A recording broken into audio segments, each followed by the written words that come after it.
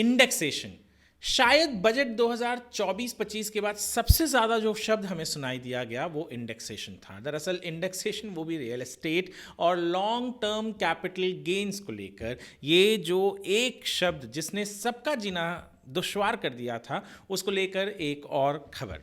दरअसल केंद्र सरकार ने ये डिसाइड किया है कि वो बजट के अंदर कुछ अमेंडमेंट करेगा। अमेंडमेंट क्या है? इंडेक्सेशन को लेकर है और long term capital gain tax को लेकर है।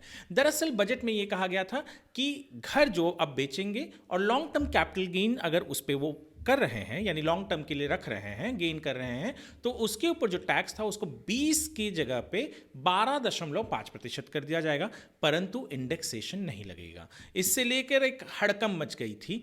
तो क्लैरिफिकेशन ये आया है कि जुलाई 23, 2024 के पहले लिए गए घरों को जब कोई भी व्यक्ति बेचता है और उसे long term capital gain tax यदि वो चाहता है लगे, तो उसके पास दो ऑप्शन दे दिया गया है। ऑप्शन क्या है? पहला ऑप्शन ये है कि वो इंडेक्सेशन के साथ 20% LTCG यानी long term capital gain tax भरे, या तो विदाउट इंडेक्सेशन 12.5% टैक्स भरे। Long term capital gain tax जब आप कोई घर बेचते हैं, उससे जो पैसे आते हैं, जब आप उन्हें ज़्यादा समय तक अपने पास रखते हैं, तब आपके ऊपर long term capital gain tax लगता है, अन्यथा आपके ऊपर नहीं लगता। यानी ये लॉन्ग टर्म के लिए होता है।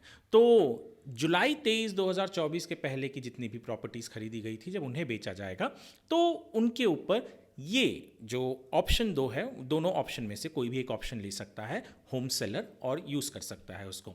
इसके अलावा आने वाले दिनों में इंडेक्सेशन नहीं होगा।